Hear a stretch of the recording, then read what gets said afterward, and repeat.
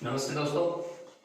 कल के वीडियो में हमने क्रिया भाग 1 में सकर्मक क्रिया के बारे में थोड़ी बहुत जानकारी हासिल की थी। प्रस्तुत है आज के वीडियो में क्रिया भाग 2 यानी अकर्मक क्रिया। आज हम अकर्मक क्रिया के बारे में चर्चा करेंगे। अकर्मक क्रिया क्या है, जिसकी वजह से सामान्य परिभाषा कल आपको बताई थी, फिर भी क्रिया के व्यापार का फल, क्रिया के व्यापार का फल कर्ता पर पड़कर समाप्त हो जाए, अर्थात क्रिया के व्यापार का फल किसी और पर न पड़े, कर्ता पर पड़कर समाप्त हो जाए तो वहां पर अकर्मक क्रिया होती है। जैसे मान लीजिए, उदाहरण के तौर पर हम समझते हैं, राधा सड़क पर चलती है, पक्षी आकाश में उड़ते हैं।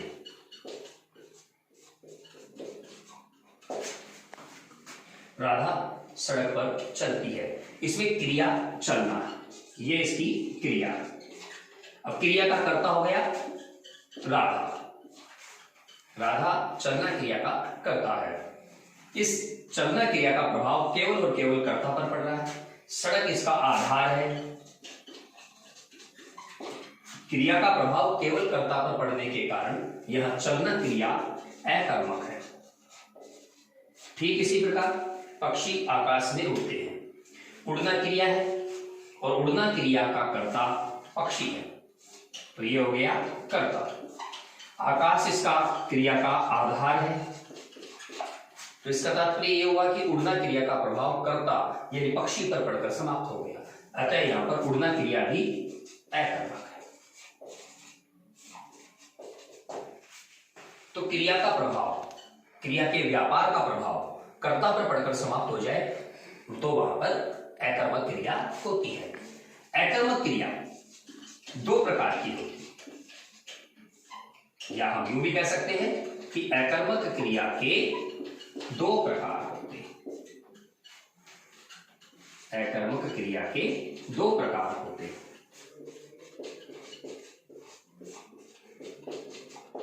कौन कौन से? जैसे हमने सकर्मक क्रिया में देखा था कि सकर्मक क्रिया के दो प्रकार थे, पूर्ण और अपूर्ण सकर्मक। ठीक उसी प्रकार अकर्मक क्रिया के भी दो प्रकार हैं, पूर्ण अकर्मक और अपूर्ण अकर्मक। तो सबसे पहले पूर्ण अकर्मक।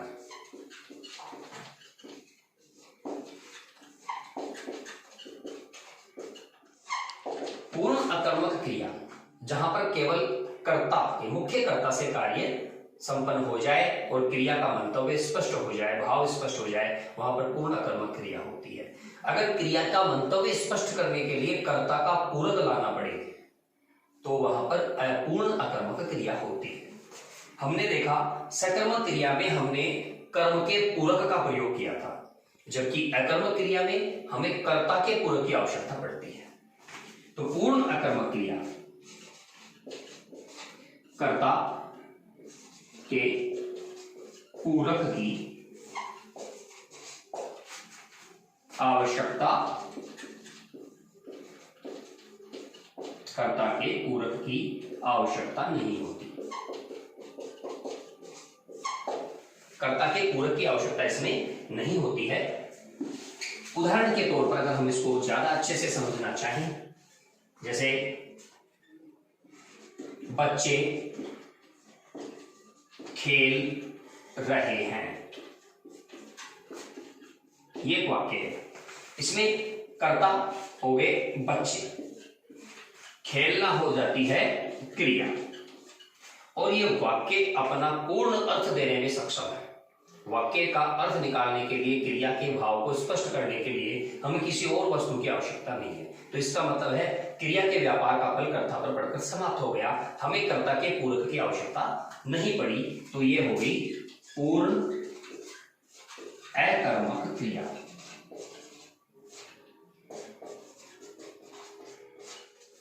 एक ऐसा ही उदाहरण हम तुलना के लिए अपूर्ण अकर्मक का लेते हैं ताकि हमें आसानी से पता लग सके। जैसे मान लीजिए वह तो बेईमान निकला, ये एक वाक्य है, वह तो बेईमान निकला। निकलना यहां पर क्रिया हो गई, कर्ता हो गया वह।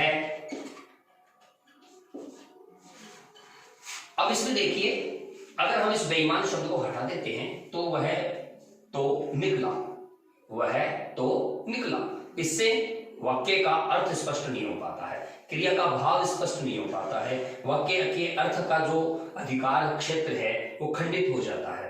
तो इसका मतलब यह है कि हमें वाक्य के अर्थ को स्पष्ट करने के लिए कोई ना कोई ऐसा शब्द लाना पड़ेगा जो उसके पूर्ति कर सके।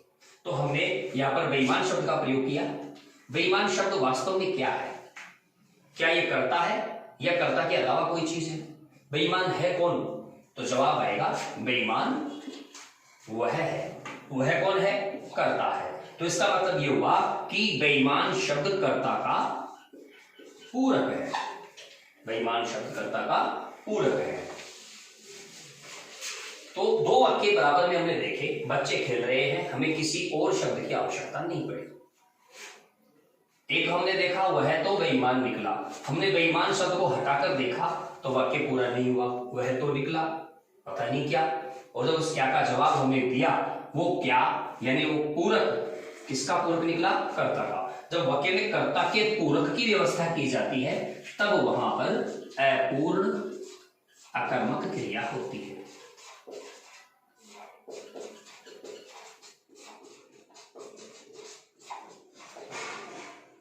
तो एक छोटा सा अंतर है पूर्ण कर्मक में और अपूर्ण कर्मक में। पूर्ण कर्मक में हमेशा वाक्य का बिल्कुल सटीक अर्थ सीधे प्रकट हो जाता है। अपूर्ण अकर्मक में उसके अर्थ को प्रकट करने के लिए कर्ता की किसी विशेषता का प्रयोग हमें करना पड़ता है, कर्ता के किसी विशेषण का प्रयोग हमें करना पड़ता है। सामान्य तौर पर अगर हम कहें कि कर्ता का विशेषण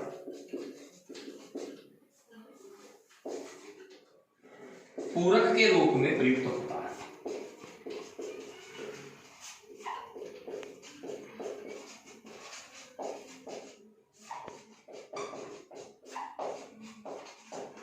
अगर हम पूर्ण अकर्मक अपूर्ण अकर्मक में अंतर देखना चाहें, पूर्ण अकर्मक में कर्ता का जो विशेषण है उसकी स्थिति कर्ता से पहले होती है और अपूर्ण अकर्मक में कर्ता का जो विशेषण है उसकी स्थिति विधेय विशेषण के रूप में होती है, पश्चवर्ती विशेषण के रूप में होती है। एक छोटा सा अंतर है पूर्ण अकर्मक और अपूर्ण अकर्मक में। अब अकर्मक क्रियाएं कौन कौन सी हैं उनके बारे में भी अब थोड़ी सी जानकारी लें। अकर्मक क्रिया, जब अकर्मक क्रियाओं की बात करते हैं तो सामान्य गत्यर्थक जो क्रियाएं होती हैं जाना को छोड़कर वो सारी अकर्मक होती है। चलना, उठना, दौड़ना, भागना, सोना, रोना, हंसना, गिरना, पढ़ना,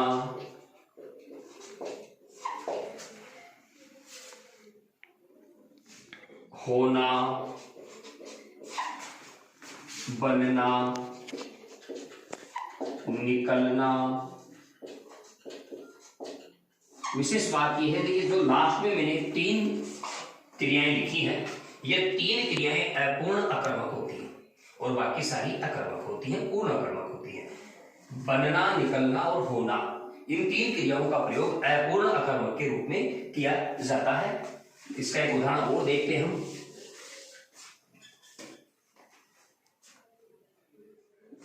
चोर,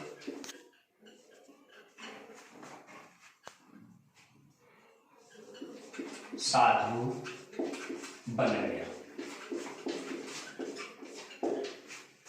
अब हम यहां पर देखेंगे बनना क्रिया है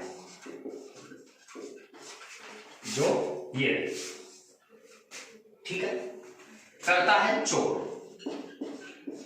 साधु ये कर्ता के अलावा है लेकिन वास्तव में क्या है? ये वास्तव में कर्ता ही है। साधु कौन है? चोर है। चोर कौन क्या क्या हो गया, साधु हो गया। तो इसका मतलब है ये तो कर्ता है और साधु कर्ता का पूरक है, और जहां पर कर्ता के पूरक का प्रयोग हो उस क्रिया को हम अपूर्ण अकर्मक क्रिया कहते हैं। ये अपूर्ण अकर्मक है। इसके अतिरिक्त जैसे होना क्रिया की बात करें,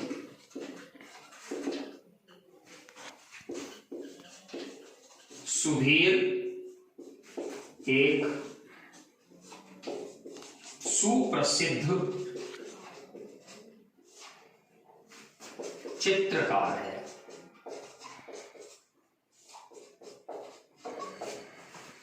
ध्यान दीजिए, होना क्रिया ये नहीं, ये होना क्रिया, सुधीर इसका करता है। अब एक सुप्रसिद्ध चित्रकार है, चित्रकार ये कौन है, प्रश्न ये उठता है चित्रकार कौन है, चित्रकार कौन है, सुधीर है। सुधीर कौन है, चित्रकार है। तो मुख्य कर्ता हो गया सुधीर, और चित्रकार शब्द जो है ये इसके कर्ता के पूरक की तरह प्रयुक्त हुआ है, कर्ता के पूरक के रूप में इसका प्रयोग हुआ है। तो इसका तात्पर्य ये हुआ कि ये जो है यानी होना क्रिया है ये अपूर्ण अकर्मक है, अपूर्ण अकर्मक क्रिया।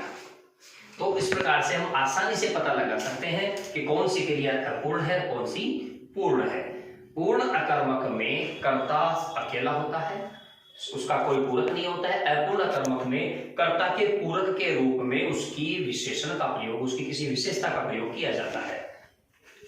अब हम दोनों बातें हमने पढ़ी, पूर्ण अकर्मक और अपूर्ण अकर्मक। इसके बाद हम एक छोटा सा बिंदु जिस पर विचार किया जाना चाहिए कि कुछ क्रियाएं ऐसी होती हैं जो अकर्मक और सकर्मक दोनों के रूप में काम में आती है। तो जैसे ये अकर्मक क्रिया है और यहां मैं लिखता हूं सकर्मक क्रिया। इसका सीधा सा सिद्धांत है कि ये जो अकर्मक क्रियाएं होती हैं, अकर्मक क्रिया में आना, अकर्मक क्रिया में आना प्रत्यय जोड़ने से सकर्मक बन जाती है।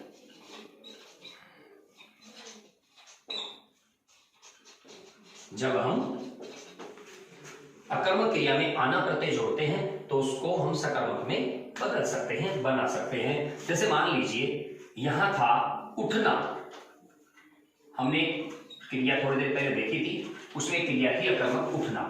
अगर हम इसमें आना जोड़ दें तो ये सकर्मक बन जाएगी और ये हो जाएगी उठाना। क्रिया थी हमारे पास गिरना, अगर इसमें आना जोड़ दें तो ये हो जाएगी गिराना। हमारे पास क्रिया थी चलना, जो अकर्मक थी, आना जुड़ने पर ये हो जाएगी चलाना। तो इस प्रकार हम अकर्मक से सकर्मक क्रिया बना सकते हैं। जैसे मान लीजिए पक्षी, अभी मैंने लिखा था पक्षी आकाश में उड़ रहे हैं। उड़ना यहां अकर्मक है, उड़ना यहां अकर्मक है। लेकिन अगर इस उड़ना की जगह अगर हम उड़ाना शब्द का प्रयोग करते हैं तो ये क्रिया सकर्मक में बदल जाएगी। जैसे चालक बस चलाता है। अब देखिए चालक तो हो गया कर्ता, चलाना हो गई क्रिया। अब ये क्या चलाता है, ये बस चलाता है, ये हो गया इसका कर्म।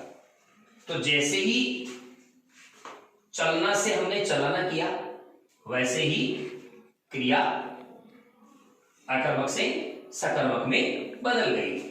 अगर उड़ने की बात करते हैं हम तो बच्चा पतंग उड़ाता है।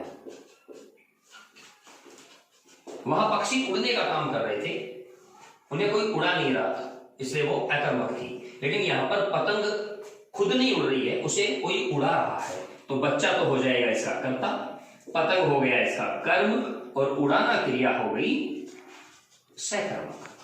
तो इस प्रकार से हम अकर्मक क्रियाओं को सकर्मक क्रियाओं में परिवर्तित कर सकते हैं। तो ये थी बात अकर्मक क्रियाओं की। अकर्मक क्रिया मुख्य रूप से दो ही प्रकार की है, पूर्ण अकर्मक और अपूर्ण अकर्मक। हम कुछ अकर्मक क्रियाओं को सकर्मक में बदल सकते हैं। अगले वीडियो में मैं आपको क्रियाओं के अन्य प्रकारों की जानकारी दूंगा। आप मेरे YouTube चैनल बजरंग सैनिक गुरु को सब्सक्राइब कीजिए, लाइक कीजिए, शेयर कीजिए। धन्यवाद।